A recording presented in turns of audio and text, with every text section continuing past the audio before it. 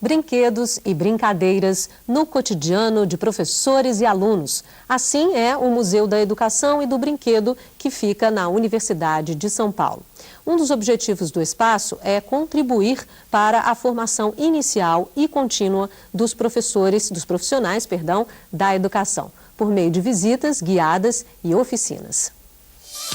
Uma viagem ao mundo da criança por meio dos brinquedos. O Museu da Educação e do Brinquedo da USP foi pioneiro no Brasil. Aberto ao público em 1999, conta com um acervo de mais de 1.200 peças, que vão desde um carrinho de boi construído por um escravo até um videogame, febre dos anos 80.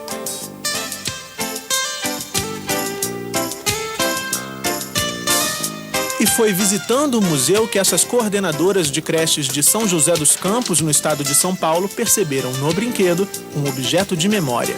Me chamou a atenção a questão, assim, uma das vitrines que vocês comentam, a questão de como os brinquedos, ele atravessa gerações. Né? Como é que isso reflete na criança? E para você valorizar o brinquedo e a brincadeira, é importantíssimo que você tenha, não só na universidade, cursos para que as pessoas tenham oportunidade de fazer a discussão, mas que tenha também oficinas práticas, porque aprender a brincar, você não aprende em cursos teóricos, você aprende fazendo, você aprende brincando. A visita é acompanhada por uma educadora que incentiva os visitantes a refletir sobre a importância das brincadeiras. Onde envolve o brincar na minha casa? Vamos trazer para cá, então. O faz de conta, as roupas da mãe, o que a gente pode estar trazendo para dentro da escola. A oficina com a educadora também contribui para a discussão sobre alguns valores. A questão do diferente, como é que é a criança então que está brincando com esse brinquedo e aí ela consegue se ver nesse brinquedo, se ela é gorda, se ela é negra, se ela não tem um cabelo liso, se ela não tem os traços finos, ela não consegue enxergar. E que tal voltar a brincar para entender melhor os brinquedos e as brincadeiras? A atividade também faz parte da visita ao museu. A diversão se transforma em conhecimento, que na volta à escola poderá ser multiplicado. A gente espera que elas levem essa experiência, sejam multiplicadoras lá com os professores, no seu dia a dia, e paralelo a isso, elas estão formulando projetos de estudo com as professoras com relação à concepção do brincar. A partir do momento que o professor vai estudar, ele vai repensar a prática deles, né? Elas vão levar essa experiência aqui, tudo isso visando chegar no melhor trabalho com a criança. Qual que é a nossa proposta? Na verdade, a nossa proposta é articular essa parte mais conceitual, realmente da importância do brincar com essa vivência. Quer dizer, a hora que o professor brinca e ele percebe, ele sente essa importância, ele vivenciando, aí ele se sente mais à vontade para chegar lá e brincar com o aluno dele e entender que, como sujeito da brincadeira, ele não vai deixar de ser o professor, de ter autoridade, etc. Pelo contrário, vai aproximá-lo do universo da criança que ele está ensinando. Porque quando você vivencia, é diferente. A sua prática ela é transformada. Quando você vem, no caso, aqui para o museu, foi diferente a minha visão. Porque o brinquedo, quando você traz o professor, ele passa a entender melhor como funciona. E ele se torna mais aberto para trabalhar no seu dia a dia. Escravos de Jó jogavam pra chantar. Bom, professora Maria Isabel, o vídeo vem somar ao que a senhora fala no texto, o que a senhora aborda no texto, da importância de museus, centros culturais, para essa formação contínua dos professores. Correto? Que outros espaços como esse o professor pode participar e aí enriquecer a sua formação profissional? Acho que a ideia é exatamente essa, né? Qual é o papel do museu, dos centros culturais na formação dos professores? Acho que nós estamos diante da questão da cultura, né?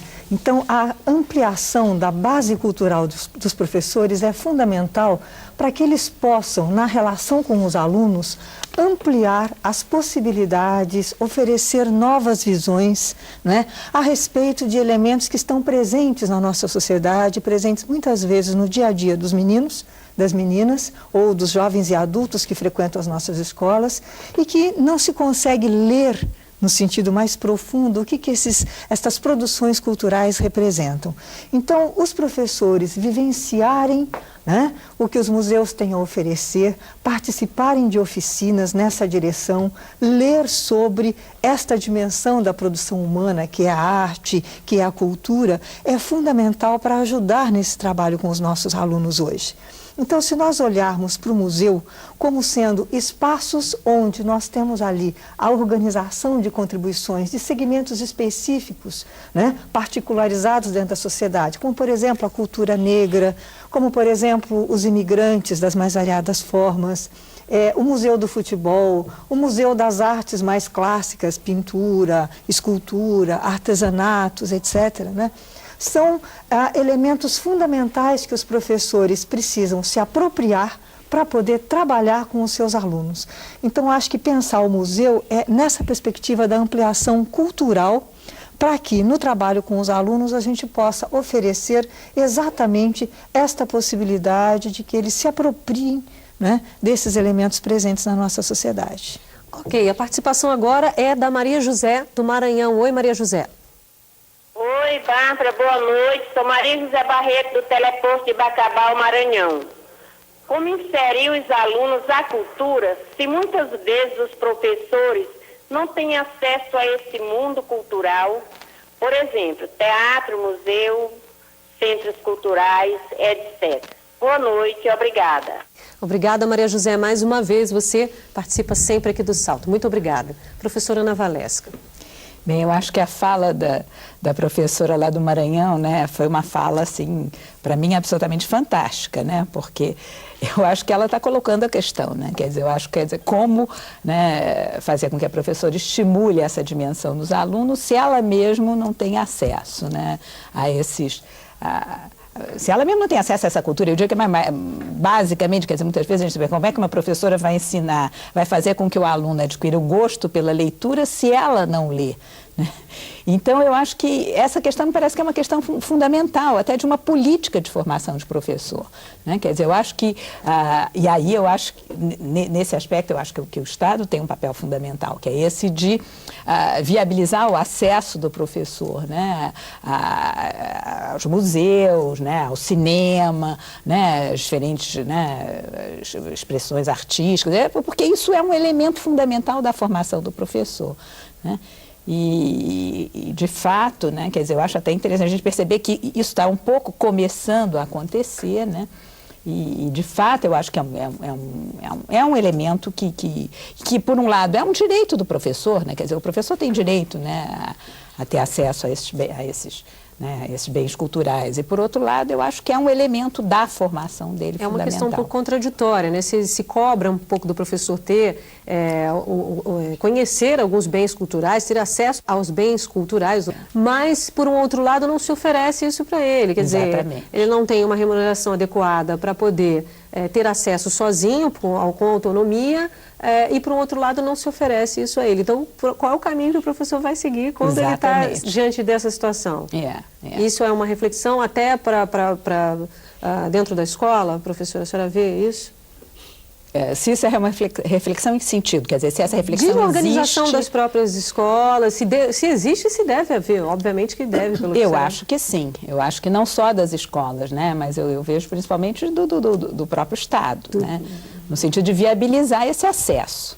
Né? Você me deixa dar um palpite nessa conversa, porque acho que a questão fundamental, né, é realmente de uma política de formação contínua dos professores. Exatamente. Né? Esta política não nasce espontaneamente na escola A ou na escola B. Né? Tem um sistema que organiza uma série de escolas, que pode ser municipal, estadual ou federal. Então, quando falamos de uma política, nós temos que nos remeter a estas instâncias. Né? É a Secretaria Municipal de Educação, a Secretaria Estadual, é o Ministério da Educação, que precisam responder politicamente como é que nós vamos encaminhar a vida profissional dos professores nesse país. E nessa vida profissional, a formação contínua ocupa um espaço importantíssimo, por tudo que a gente já falou. Mas tem um outro elemento que acho que a gente poderia trazer para a conversa, que são as associações dos professores, as associações docentes ou os sindicatos, que também é um outro espaço de organização dos professores, não é? Que muitas vezes também é espaço de oferta de atividades culturais, atividades de formação contínua. Cada vez mais os sindicatos e associações atuam por este lado, mas também ali é um espaço de organização para que se reivindique aquilo que as nossas políticas não estão sendo capazes de oferecer. Então, pensarmos coletivamente o que é que nós precisamos do ponto de vista de uma política de formação, acho que pode ser algo que caminhe em múltiplas direções. Ok, a Ciseni de Goiás agora participa. Olá. Olá, boa noite. Gostaria de parabenizar o programa pela série. Na modalidade de educação à distância, temos o programa Salto para o Futuro, com vários anos de existência, que preocupa com a qualidade e anseios dos professores, dos profissionais da educação.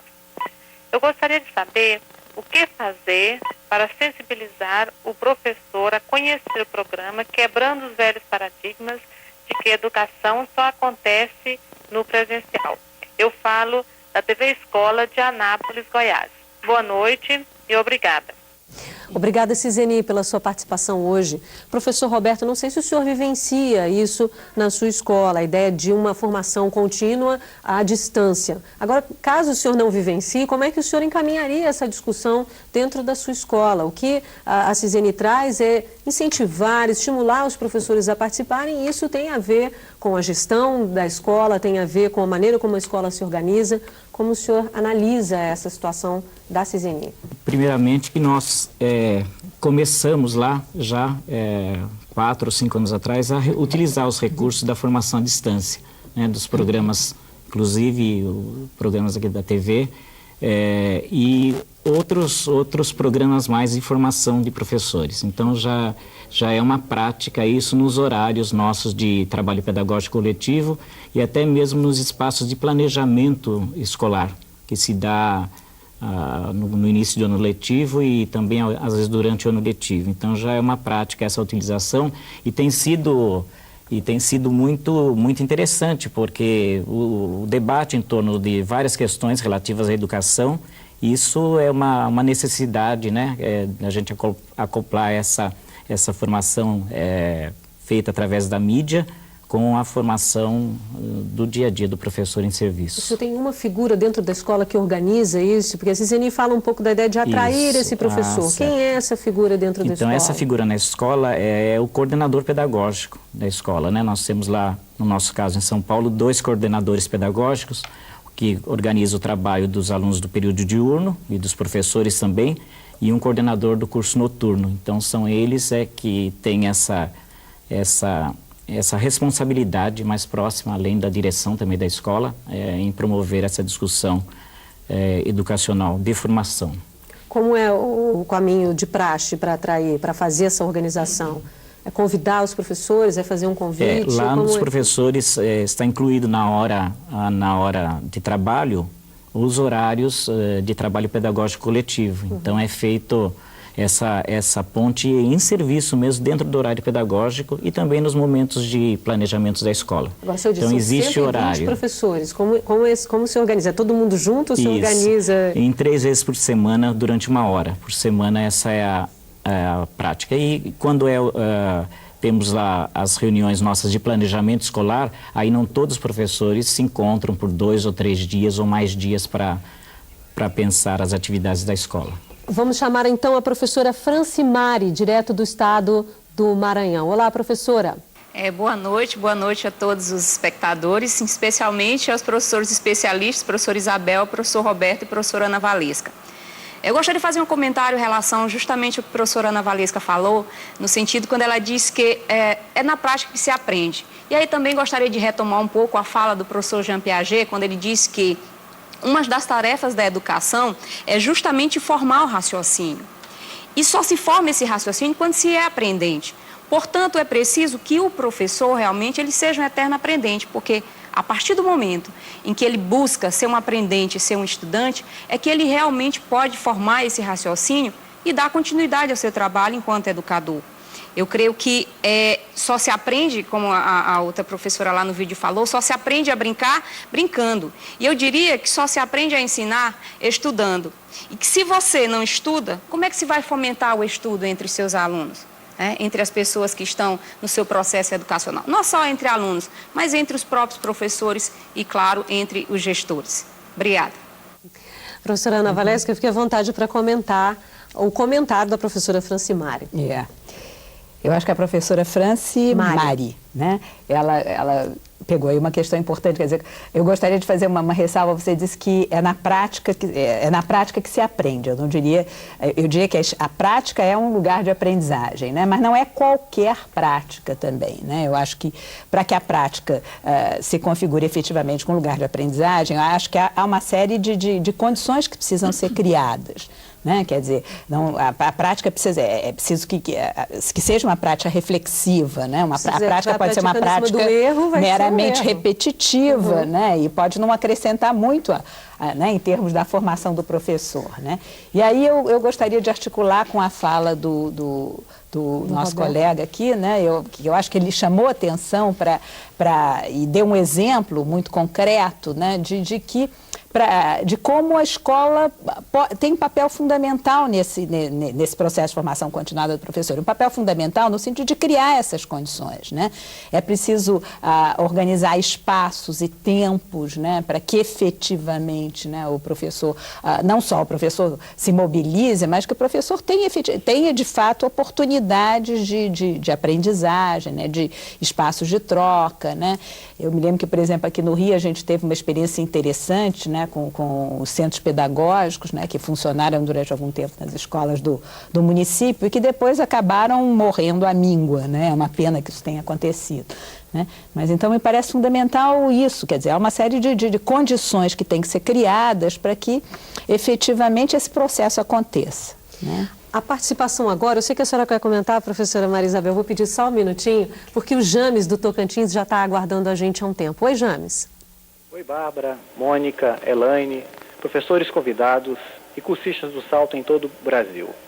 Sou o professor James Aguiar Araújo, orientador de aprendizagem do teleposto do Colégio Estadual Adolfo Bezerra de Menezes, em Araguaína, Tocantins. Eu gostaria que os especialistas comentassem até que ponto a inexistência de uma política salarial mais justa influencia no processo de distanciamento dos profissionais da educação em relação aos cursos de formação continuadas oferecidos gratuitamente aos mesmos, a exemplo do Salto para o Futuro. Boa noite, obrigado.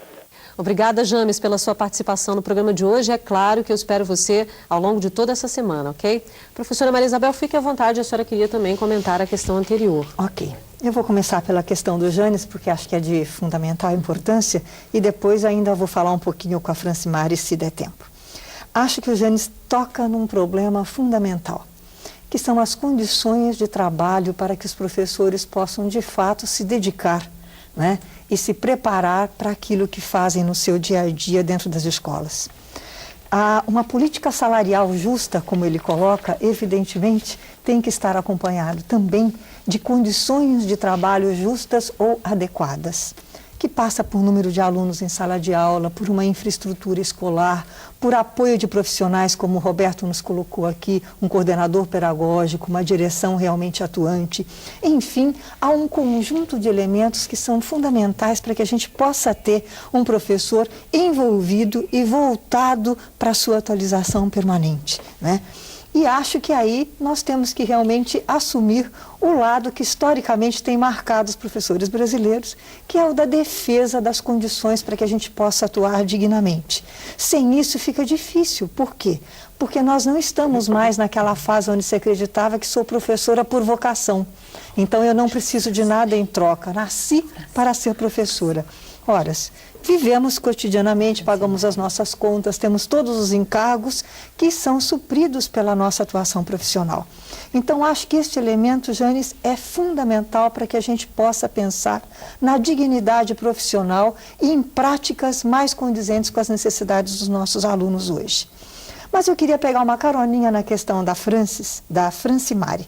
Quando ela dizia da prática como espaço de aprendizagem, eu queria aqui reivindicar também o papel da teoria neste processo. É verdade que a prática é um campo fundamental de aprendizagem para os professores, né? É ali que nós experimentamos, é ali que nos defrontamos com questões realmente cruciais, é ali que a gente vai trocando experiência com os colegas, refletindo, como disse a Ana agora há pouco, sobre tudo isso, não é? Para que a gente possa transformar as nossas ações. Agora, como nós refletimos sobre tudo isso e podemos avançar no sentido de uma prática mais, né, adequada àquilo que os nossos alunos estão vivenciando? Aí entra o papel da teoria, né? Entra o papel de todas as contribuições que a gente pode estar buscando, né, dos nossos grandes pensadores, daqueles que estão nos ajudando a embasar e entender melhor por que fazemos assim ou por que não fazemos de outro modo. Então, acho que a gente tem que aliar teoria e prática e entendendo que aprender com a prática não descarta em momento nenhum a teoria. Okay. Aliás, a Francimari disse isso quando ela foi buscar em Piaget, não é, o respaldo para dizer por que a gente precisa, então, estar pensando nesta prática. Tá? Bom, no município de São Paulo, uma ONG e a Secretaria de Educação se unem para promover a formação contínua de professores. É o que vamos ver depois do intervalo. Até já.